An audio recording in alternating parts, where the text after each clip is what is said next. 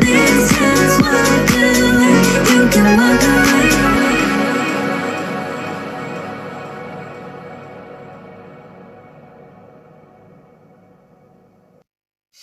I see shadows crawling in my sleep.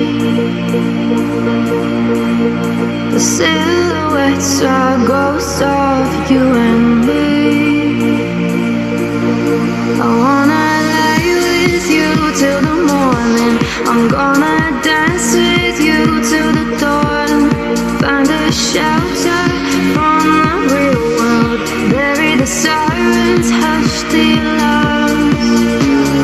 Lovers, no covers, the blood moves in our eyes. Let's go nowhere, anywhere, somewhere tonight. Lovers, no covers, the blood moves in our eyes. Let's go nowhere, anywhere, somewhere tonight. Don't let the lion sleep, gotta shake the tree. Don't wake the birds and bees till you shake the tree. In my deepest blue, I am kissing you, you are kissing me. Don't let the lion sleep, gotta shake the tree. Don't wake the birds and bees till you shake the tree. I can taste the rain on your skin.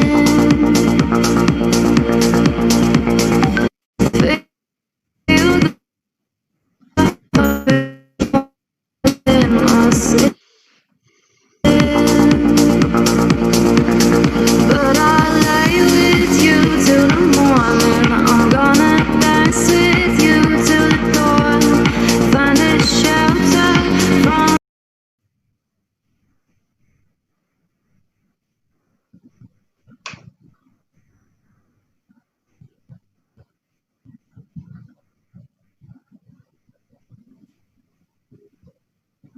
Hello, buonasera. Ciao Jair, buonasera. First, I'm very sorry about my English, okay, because I'm not used to speaking English in public. But it's gonna be great. It's a great pleasure to see you here, my friends, and I hope we have a great evening there and a great lecture, okay? So I will allow you to share your screen. And in advance, I will present you, okay? I'm with problem in my sound here. Hear me? Yeah. Okay. Okay.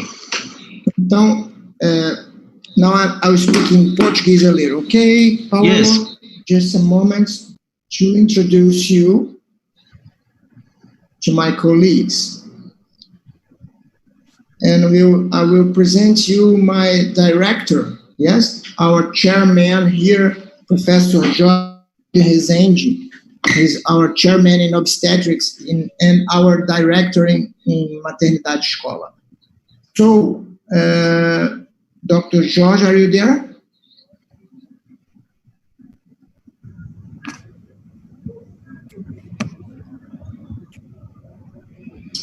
Estão me ouvindo? Yes. Professor Cavoretto, it's a pleasure to have you here in our session, and I'm sure we will enjoy your talk. Thank you. Ok. Paulo, pessoal, muito boa tarde a todos. Hoje temos um palestrante internacional, meu amigo, Dr. Paolo Cavoretto, de Milão. Dr. Paolo é médico e pesquisador em ginecologia e obstetrícia no Hospital San Rafaelle, em Milão, na Itália. Foi treinado no King's College Hospital, em Londres, no Reino Unido. É treinador em ultrassonografia para a Fetal Medicine Foundation para a Sociedade Italiana de Ginecologia e Obstetrícia, além de professor de Obstetrícia e Ginecologia na Faculdade de Medicina em Milão.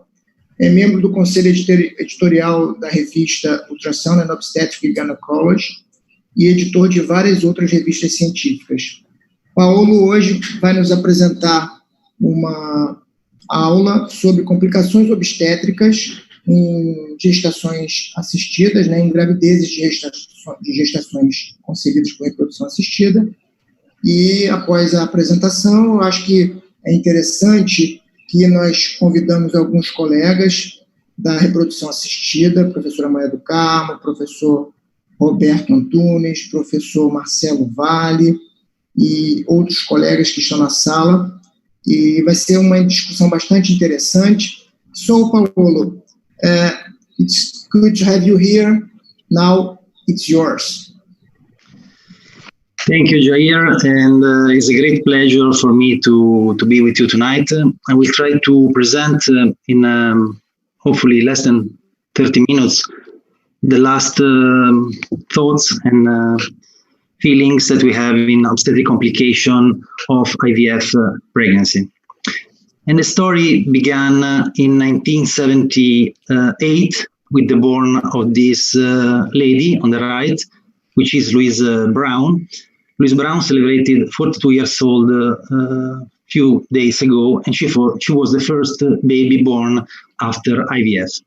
On the left-hand side, you see the father of IVF, which is Robert Edwards, inventor of IVF, and Nobel Prize in Medicine in 2010. The agenda of tonight is this afternoon in Italy is this night.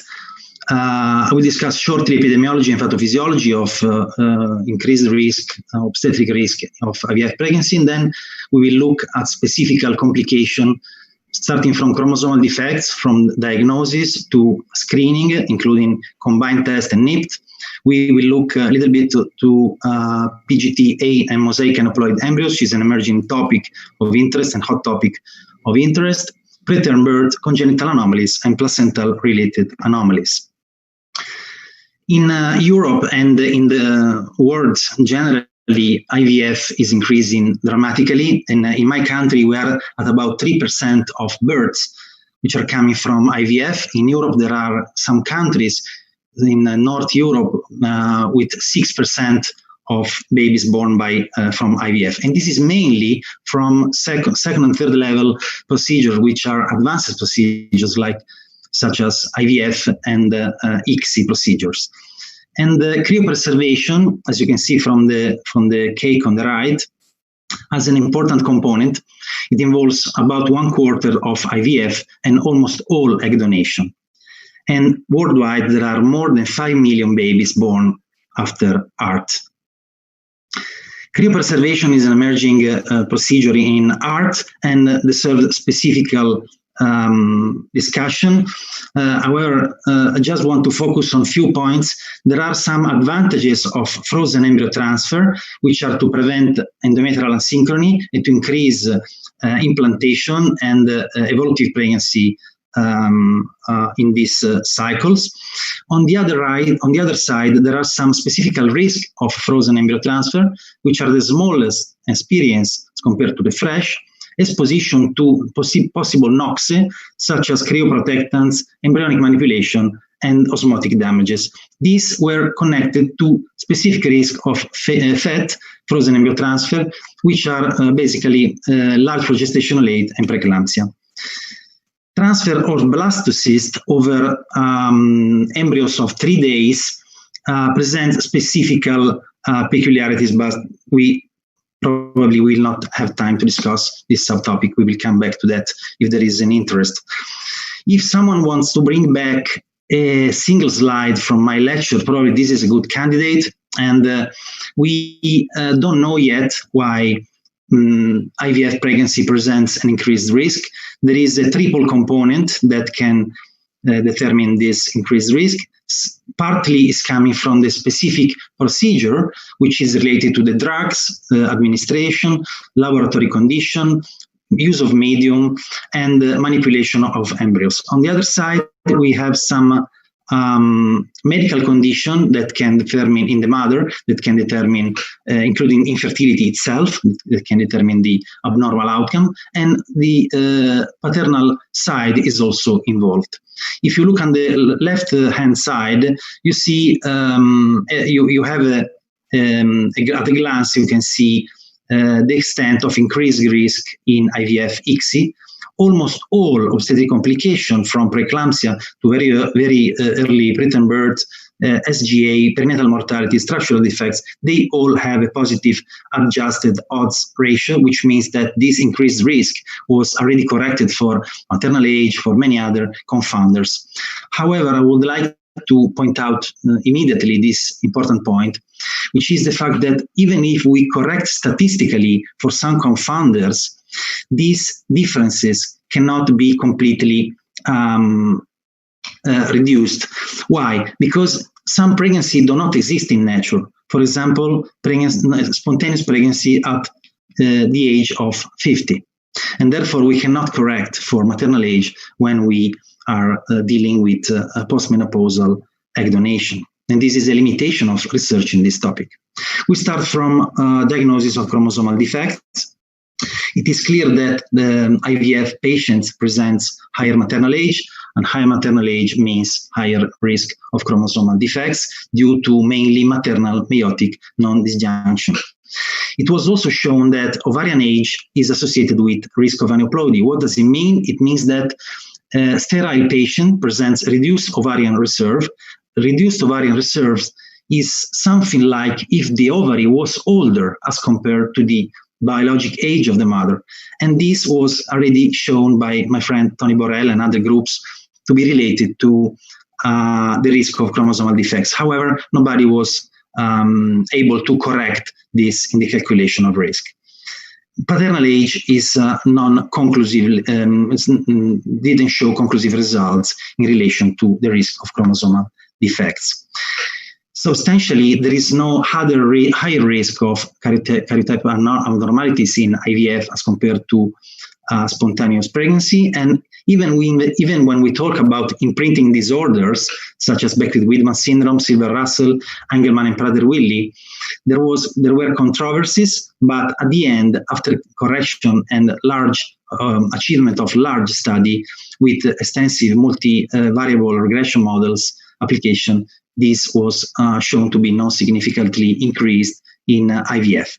Therefore, we can reassure our patient for chromosomal defects and for imprinting disorder.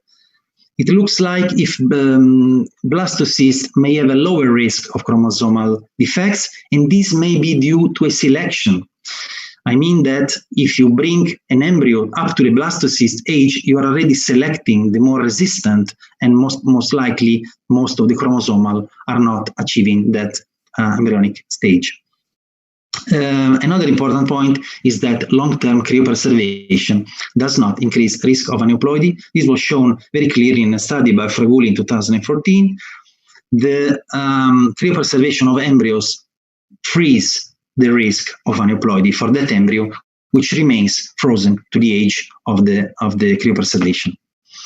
We go to diagnosis of chromosomal defects. We all know that risk of procedure-related risk of miscarriages due to invasive procedure to achieve karyotypes such as amnio, CVS, was shown to be historically at about in the range of 0.5 to 1%. However, recently, by the group of Karen and Kings, it was shown to be much smaller, with a systematic review and meta-analysis published in 2015, and this was in the range of about 10 times lower than what we were used to tell the patient. Why is that they found this difference? Because the meta-analysis, very clever meta-analysis, very clever statistical analysis, showed that the very important risk of miscarriage was not due to the procedure itself, but was due to the characteristic of the patients.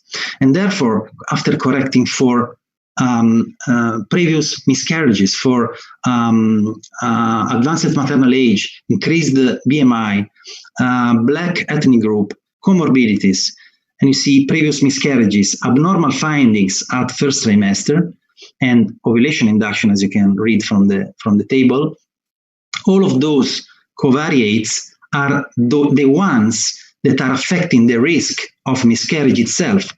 If you bring to zero all of those covariates, the risk of miscarriage due to the procedure itself is so low that it can be probably negligible. Not for sure, not negligible, but for sure much lower than what we were used to say to the patient. And therefore, the very important indication for which we do the procedure is the one that brings the patient to have the miscarriage. Low PAPA, increased nuchal, IVF, increased maternal age. And in IVF, CVS may be more difficult. Why? Because they have an abnormal anatomy. They have fibroids, retroverted uterus, endometriosis, and therefore CVS can be difficult. What is a difficult CVS? We've done a study in 2014, and we presented in the ISWAG, and we published in the White Journal. A difficult CVS is a CVS in which the ultrasound window up to the placenta is obstructed by anything, bowel, myomas, any organ between the skin and your target. And then we collected a series of difficult CVSs, and with the experienced operator, we try to achieve the procedure by abdominal and vaginal manipulation. We achieved the sampling in 50% of the cases, and the other 50% we could not achieve the sampling, and therefore we attempted transvesical CVS. Transvesical CVS was described in 1991 with a very small case series, and we described 50 cases, which were all successful. The procedure is done filling the bladder with asking to the patient to drink, and then you enter the bladder and you reach the placenta, as you can see in the right-hand picture. The procedure itself is safe. Of course, we have done just a handful of cases, 50 cases, and therefore we cannot say anything about safety, but we didn't have miscarriages, and we just had 2 light bleeding and 1 culture failure. So this is another option that we can apply when we encounter an IVF patient with a difficult CVS. The paper is published on the White Journal.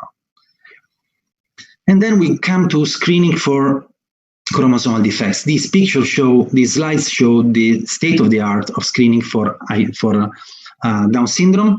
On the vertical axis, you have the detection rate for false positive rate of 5%, and on the horizontal axis, you have different method of screening, starting from maternal age on white, which has a 30% sensitivity for the fixed rate of false positive on the vertical axis. And then in the blue bar, you have the biophysical screening, which are based on the ultrasound, different components of biomarkers in addition to maternal age, so nuchal plus ductus, nuchal plus ductus plus other markers, and does not exceed 90% the sensitivity. The biochemical markers alone do not exceed 75%, whereas in the light blue bars show combined test, which includes maternal age, nuchal, and serum biochemistry, which has an sensitivity from 90 to 96%. On the yellow bar, you have the cell-free fetal DNA. We will have a separate discussion for that. In IVF, we don't know yet, but we know that something is different. And we have done a study. We have taken the literature, and we've done a meta-analysis of more than 100,000 patients taken from 27 studies. And we showed clearly something that was already well known, but we have done a quantification, a very clear quantification. The free beta HCG are slightly increased in ICSI pregnancy, but not in IVF. The PAPA is substantially smaller, both in IVF and in ICSI, and the nuchal is not different. What does it mean? It means that when we deal with an IVF patient, we do the combined test, we need to adjust for the method of conception. This is already being done by Nicolaides and the King's group from several years. And then we come to the egg donation. This is just to show you that each subtype of ART pregnancy present different peculiarities. And in egg donation pregnancy, it was shown that actually there is an increase in beta HCG and the papae was not different. But this was not to tell you that we should not worry about egg donation. This is just to tell you that this the patient may behave differently, even if they are all IVF, depending on the subtype of IVF that we are dealing with. And here we come with cryopreservation.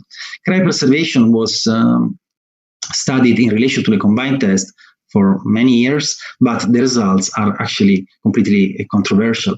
There are studies saying that the nuchal is increased, reduced, indifferent, and so on, so forward for free beta and papae.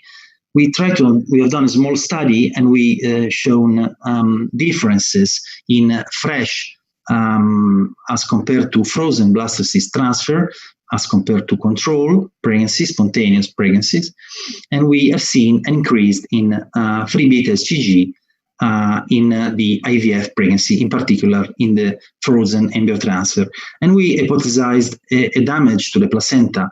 It's something that we observe also in treatment miscarriages, is something that we have observed in other abnormalities of the placenta. The nuchal was also slightly increased, but this was not confirmed by other studies, so it needs an independent confirmation. This is a very important study from Lee, published in 2019, which presents final conclusion, I think, about the behavior and the performance of NIPT in IVF pregnancy. They've taken almost 5,000 spontaneous conception and almost 1,000 IVF, and they finally showed that there is a significantly lower fetal fraction in IVF, at least 10% lower, in particular in egg donation, whereas there is no difference between fresh and frozen embryo transfer IVF. The failure, the no-call rate is higher in IVF, and the positive predictive value is also lower. What are the clinical implications to this finding? When we deal with a patient with IVF, we have to expect more frequently that this test may not achieve results. We have to tell the patient that this can occur. The reason for this has not been finally shown with the final conclusion. It may be due to inflammation, to smaller placental mass, or to other mechanisms that are not yet really clear. This slide will require some time to be discussed in full. I don't have so much time, but I just want to point out that a very, very important concept when we deal with cell-free fetal DNA is the fetal fraction. We already showed that in IVF, the fetal fraction is smaller, and smaller fetal fraction has a very important clinical consequence. Is the lower the fetal fraction, the lower both the positive and the negative likelihood ratio for the test. What does it mean? It means that if the patient does the test and the test is normal, if the patient is an IVF, the risk decreases less. And if the patient comes out to have a positive test and the patient is an IVF, the positive predictive value and is lower. Therefore, we have to we can reassure less the patient on one side, and we are less predictive in terms of detecting the disease as a positive predictive value. We can come back to this concept with some examples if we have time at the end, because I think it's very important. I've done a lecture of 20 minutes on that single slide, so it would deserve more. We can discuss now the PGT and mosaic aneuploid embryo. What is the PGT? Perinatal genetic testing is to extract some blastomer from the trophoectoderm of the blastocyst in order to exclude major chromosomal defects.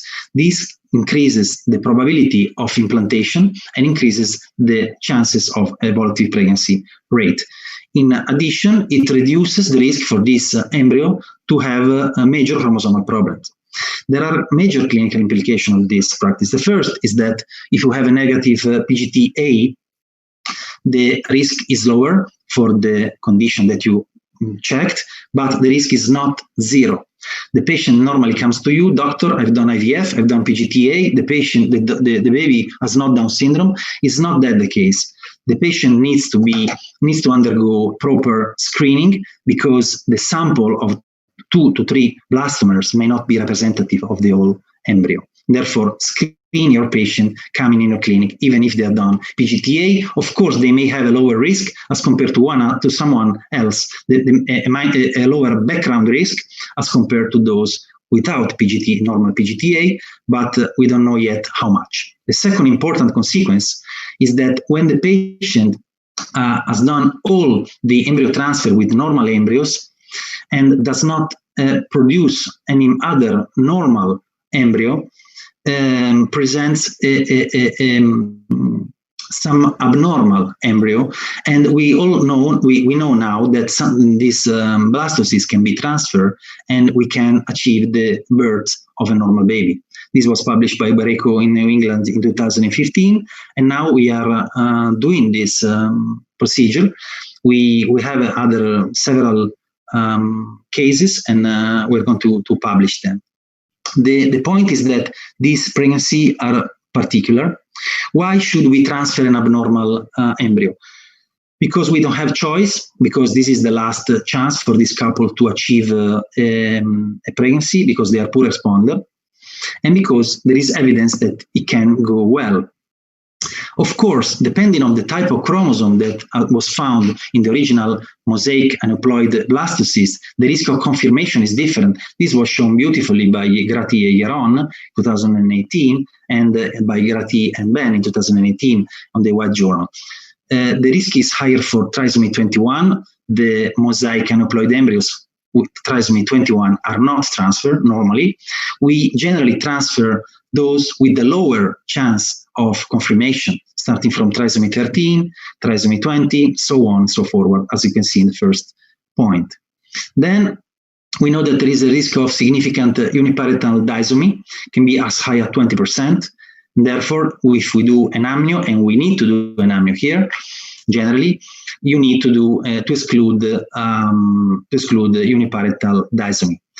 When you do an amnio, please do an extended amnio for checking with 50 metaphases, 25 colonies, in at least 4 cultures to check for mosaics. Yes? Yes? Okay. So there is a limited utility of cell-free fetal DNA testing in mosaic aneuploid embryos, because cell-free fetal DNA comes from the trophoectoderm. So it's something very similar to an early culture of CVS. And if you do an early culture of CVS in those patients, most likely you find again those mosaicism that was found in the first hand when they do the PGTA. So CVS is generally not recommended unless you have a gross fetal abnormality. If you have a gross, for example, a diaphragmatic hernia, if you have a major cardiac defect, you are allowed, in my opinion, this is just, would like to underline that this is just my opinion, we are allowed to do a CVS. If the CVS comes out to be abnormal, of course, the patient has a chance of a first trimester termination. Otherwise, I'm afraid she will have to do also the amnio in the second trimester to make sure that there are no other additional defects. Preterm birth. Everybody knows that preterm birth is increased in IVF pregnancy. This was shown by several studies. I just present to you 3 meta-analyses and 2 forest plots from these 3 meta-analyses, showing that the risk of premature birth is about double in IVF overall as compared to spontaneous conception. The problem that we were wondering a few years ago was why? Why should we have an increased risk of preterm birth? Is that a chance to get an etiologic assessment of this preterm birth? And we try to assess etiology of those preterm births. We have done a meta-analysis just selecting the spontaneous cases of preterm birth. We just taken out all of those with preeclampsia, with abruptio, placenta previa, and any other condition determining premature birth. So only spontaneous preterm birth. We selected 52 studies and we included 7 in our meta-analysis, and this is the result. The risk for spontaneous is published in the White Journal in 2018. The increased risk for preterm birth is by about 80 to 90%. The odds ratio is 1.88, and it is very significant also after several sensitivity analyses. On the other hand, we try to see whether there was a risk of iatrogenic preterm birth. It may be the case because we know that it is very common to have placenta previa, for example, in IVF. We have done another meta-analysis just published a few weeks ago, and very similarly, we have an increased risk of iatrogenic preterm birth, which is more than double as compared to spontaneous, and it is mainly due to placenta previa and abruptio placentae. Fetal structural defects. It is known since 1987 from the study of Lancaster that IVF were at an increased risk of malformation. However, in the following years, many studies came after this study. Many other studies came out with discordant results. And therefore, we are referring to the meta-analysis, to the 4 more important meta-analyses on this topic, which are published from 2004 to 2013. And almost all of them present an estimate odds ratio, which show an increased risk by 30 to 40%. All of them showed a significant increased risk. However, I don't want to scare patients with IVF to tell, be careful, the baby can be malformed. The point here is that the risk, the absolute risk of malformation is so low that this increased risk, although strongly significant, does not achieve quantitatively a relevance in terms of absolute risk. If you multiply, for example, risk of cardiac defects, 6 on 1,000 patients, if you multiply 0.3, it means that out of 1,000 patients with spontaneous conception, you have 6 cardiac defects, and out of 1,000 patients with IVF, you have 9. So it doesn't make, it is not enough to scare the patients. And in addition, if you correct for many covariates, such as maternal age, fetal sex, duration of pregnancy, race, ethnicity, and infertility itself, this risk is also comes a little bit smaller, and the significance is lost for IVF, but not for ICSI. And this is the other work we have done in cardiac defects. Does not add any concept on this topic, just show a nice quantification of the risk, which is about double. But the good news is that almost all of these cardiac defects are minor cardiac defects. So actually it's a point for me of reassurance, is an indication to expert cardiac assessment. However, you can allow the patient to be very, very calm, and you can reassure the patient. Placental and growth abnormalities. What do we need to know on the topic of fetal growth, human growth in IVF and ICSI? If you look at the 2 larger meta-analyses collecting 47 studies, almost all of them show an increased risk of fetal growth restriction, low birth weight, and very low birth weight, and also SGA. Also, almost all show an increased risk to an extent of about 50 to 70%. On the other side, if you look at fresh procedures, as compared to spontaneous conception, the risk of SGA and FGR is also increased by 50 to 70%. I have 2 minutes more, okay? On the other side, if you look at frozen embryo transfer, as compared to fresh, there is a risk of LGA by 30 to 90%, and the risk of SGA and FGR is reduced, is halved.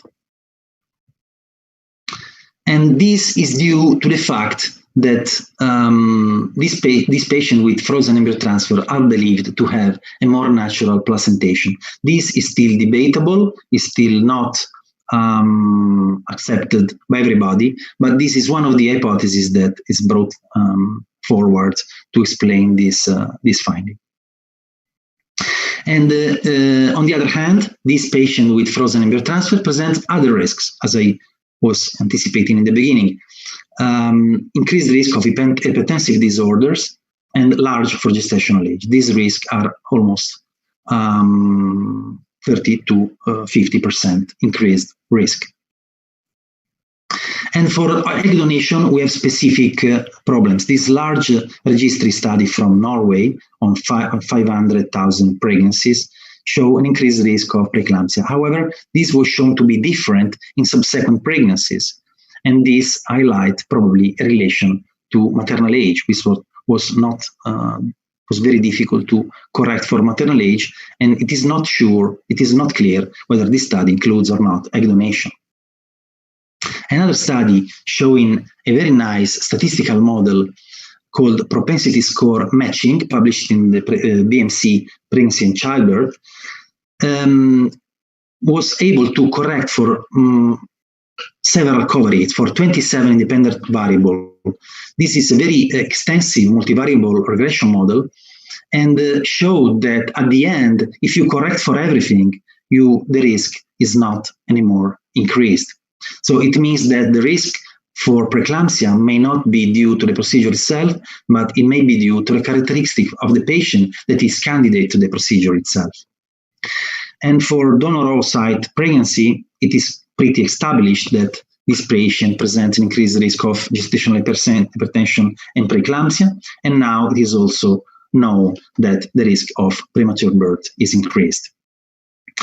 I have to speed up because my time is going to finish, and also placenta previa, abruptio placenta, and placenta accreta are increased in ART pregnancy as compared to control, double to 3 times more than normal.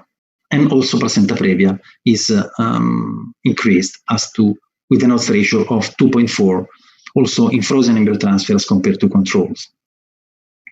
Well, this is just to show you our study. We try to understand why these frozen embryo transfer are behaving differently. We've done a Doppler study, it's published in the White Journal, and showed basically 2 very easy things. One is that frozen embryo transfer present a lower umbilical artery pulsatility index, and this may be the hallmark, the reason for having a more perfused placenta and therefore a more functional placenta on one side.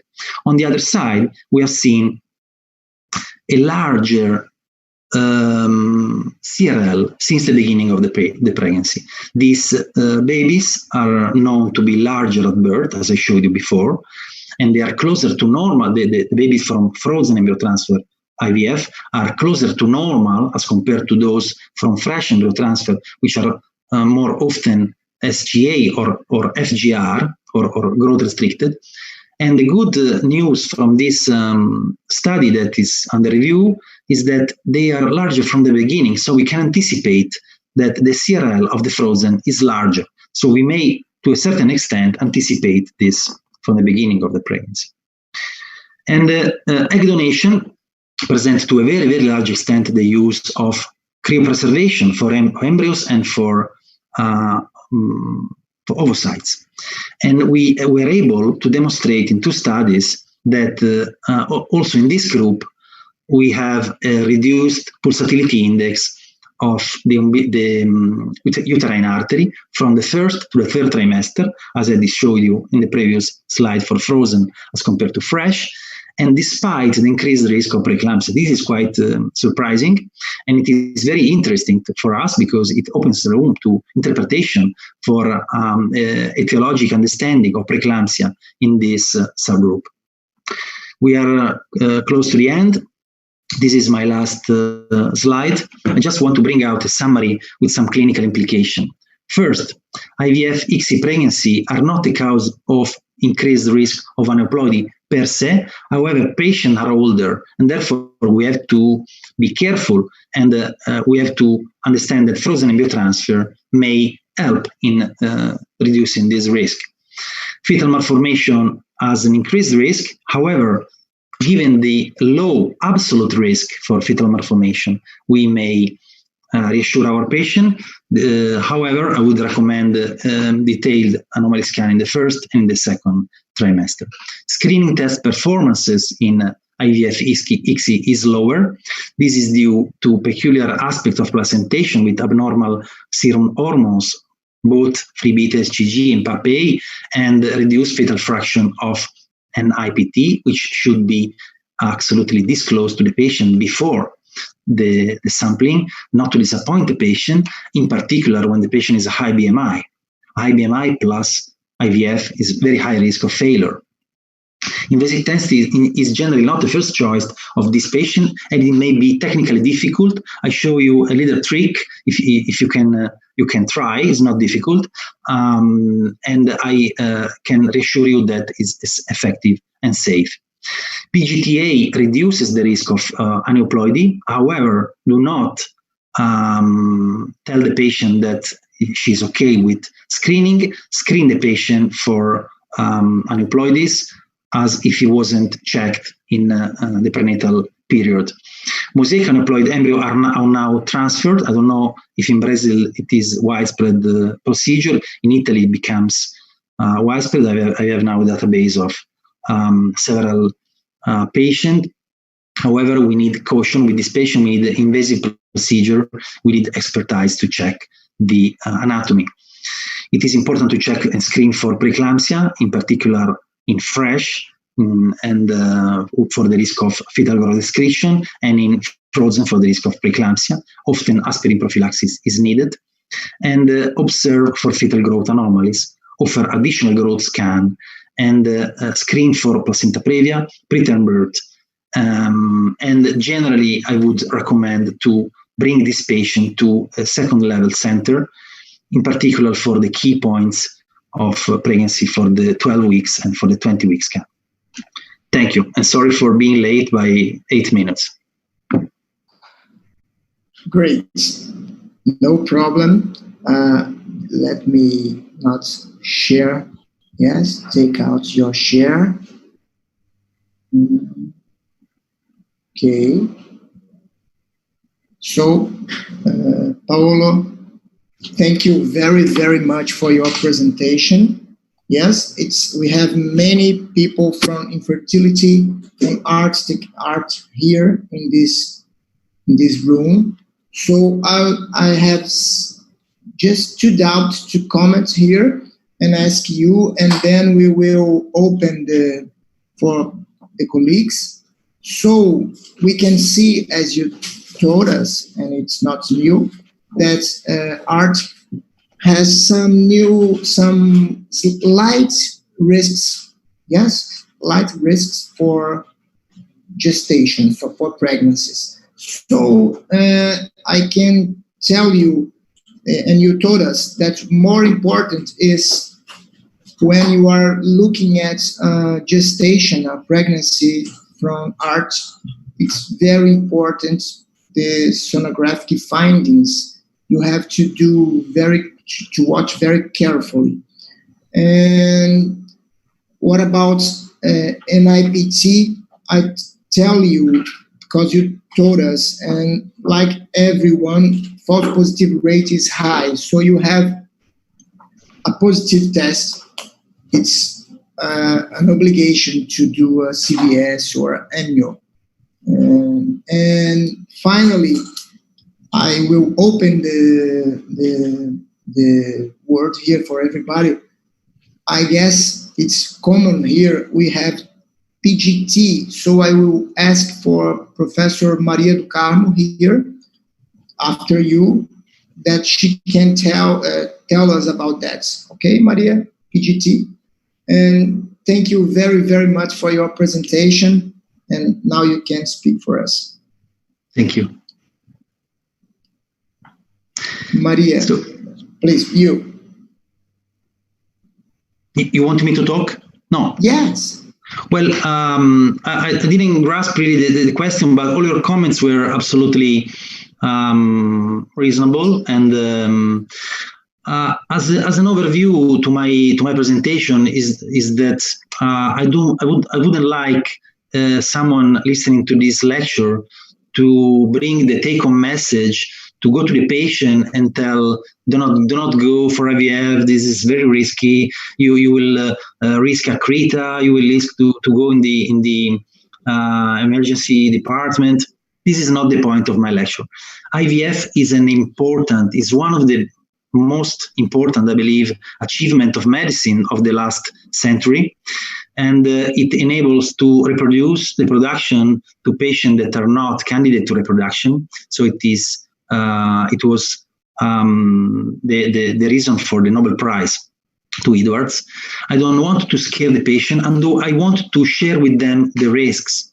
And I want them to be prepared to the risks and to take advantage of this knowledge in order to proceed with some intervention and some prevention. That's the aim of my talk. I'm very reassuring. Yesterday, my patient telephoned me from Switzerland, just wanted to know if she was allowed to remain pregnant after the first pregnancy with a creta and with several blood transfusion. It was an egg donation, and she was to have another egg donation. I said yes. There is no study that says that she will have another creta for sure, and certainly, if we are aware of that, we may get prepared for a high risk cesarean section, and we may also do an hysterectomy if it is required. The patient is in her second birth. So I want to bring this important point. Don't discourage the patient to do IVF unless there is a contraindication. Yeah. Great. And the more important is to have this scene of the pregnancy in a specialty service. Yes, Maria, please. Well, thank you, Paolo, for your presentation. It's nice to hear. We specialists of IVF, we are not against OBGYN. It's on the contrary, because we work together. I think I agree with you that we have the patients have to tell the OBGYN that they did a procedure, because in Brazil sometimes they want to not to talk about this after they got pregnant. And so we always say it's important to inform the OBGYN. It's important to inform the pediatrics. Okay, and even more important when it was on a donor or site or a sperm sample, different from the couple.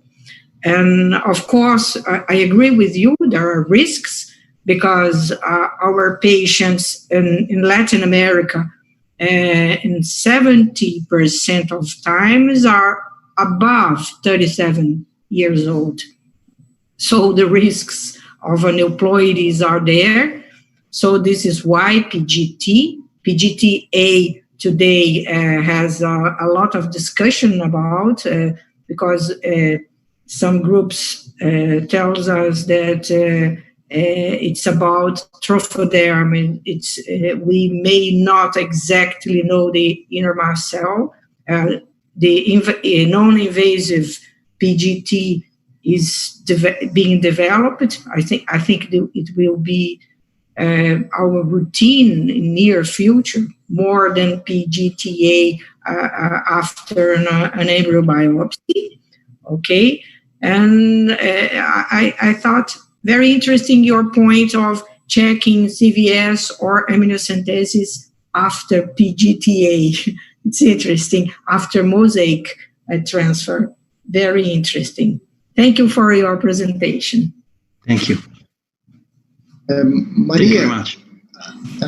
Thank you. I have a question. I will make it in Portuguese. I guess it's easier. Then we can tell Paolo. Ele falou a respeito de transferências de embriões depois de uma PGT, em que você não tem certeza se esse embrião é ou não alterado, e em 1/3 dos casos da casuística que ele mostrou, dos 18, 6 eram normais. Eu acredito que quando você tem um blastocisto, 95% dessa massa desse blastocisto vai compor a placenta, somente 5% vai compor o feto.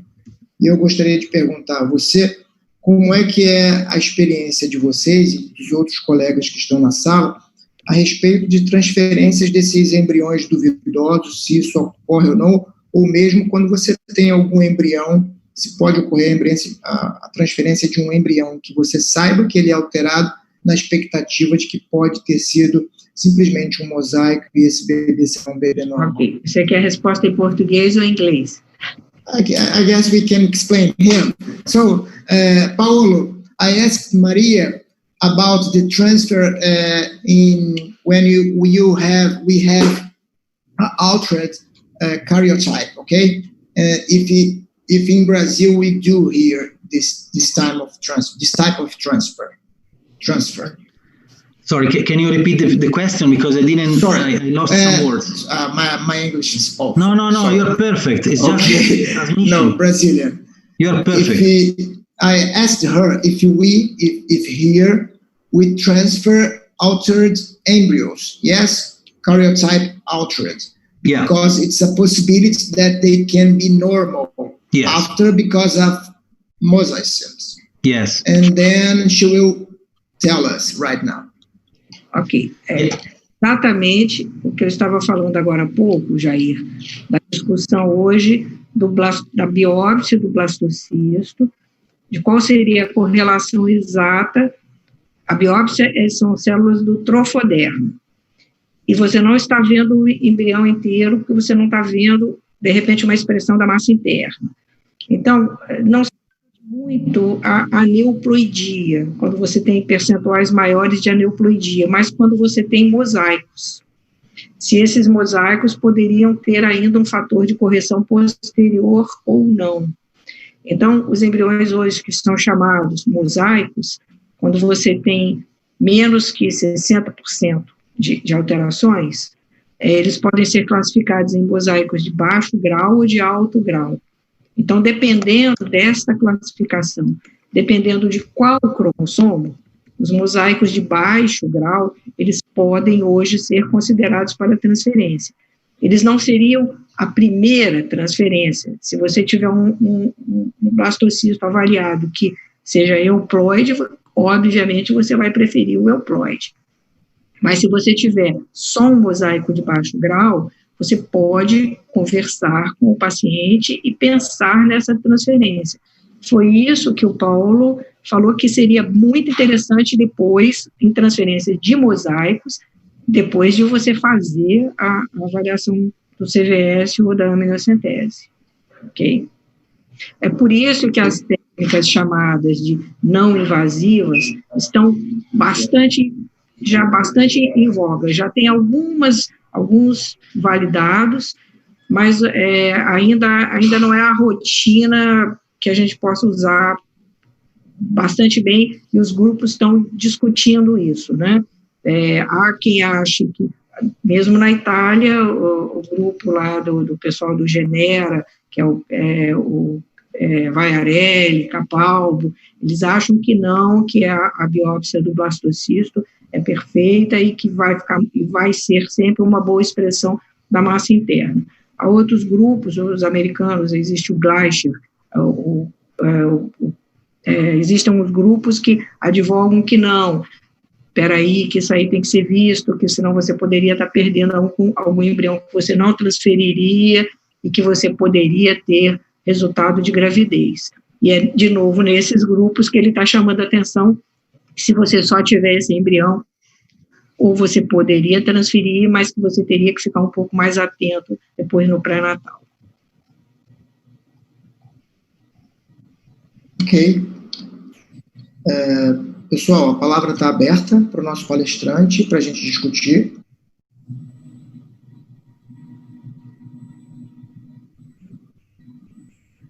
Roberto? Olá, tudo bem? Boa tarde. First of all, vou falar em inglês aqui para o professor Paulo entender, tá, Jé? Okay. First of all, congratulations, Professor. Beautiful presentation. I work with Dr. Maria, and I'm also a member of the staff at the Maternidade Escola. And as Maria said, we have to be very careful. I'm an enthusiast of PGTA, whether it is the invasive one with the trophectoderm biopsy or a non-invasive one.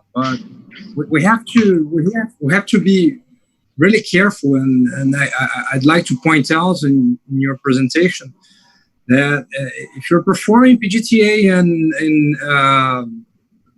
in earlier developmental stages of embryos, such as cleavage stage, day 3 embryos, well, in this case, the answer you have is controversial at best. It's a 50-50% chance that you're right or wrong. So that's why we're performing on blastocyst stage. And regarding blastocyst stage, if you use the newer techniques of next generation sequencing, and instead of array CGH or the earlier techniques as the FISH techniques, if you adjust the analysis for to define what would you consider a mosaic embryo or not, the work of the Greco is based on earlier techniques, which is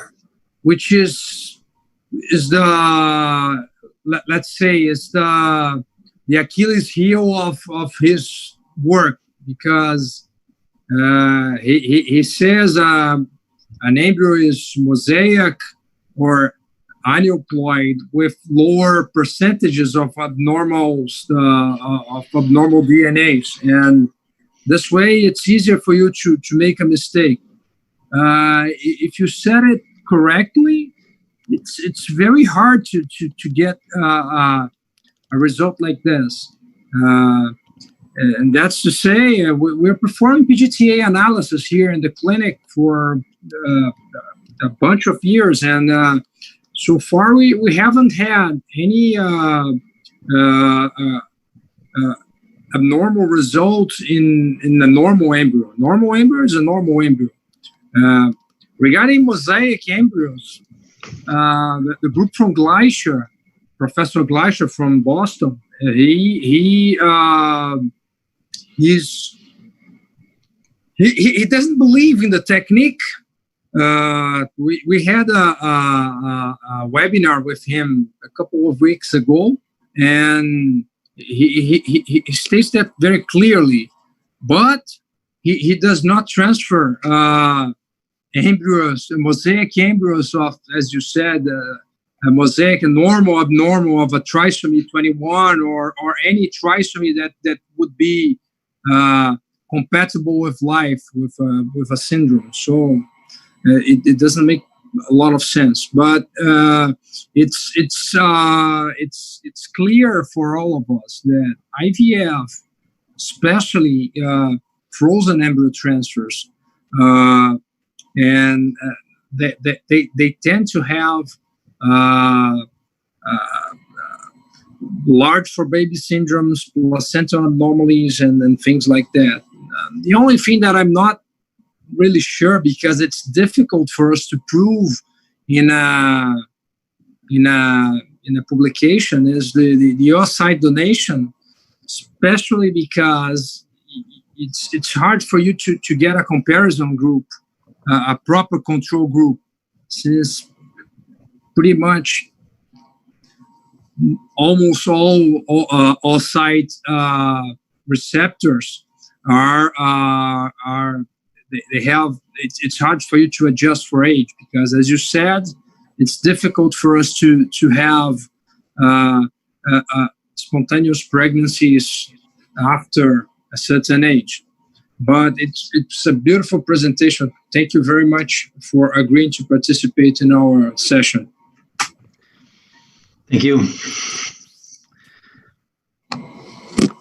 Paolo, I guess nobody's making questions because you said everything. Okay, that's the problem. But it's not a problem. So, my friends, there are any more questions?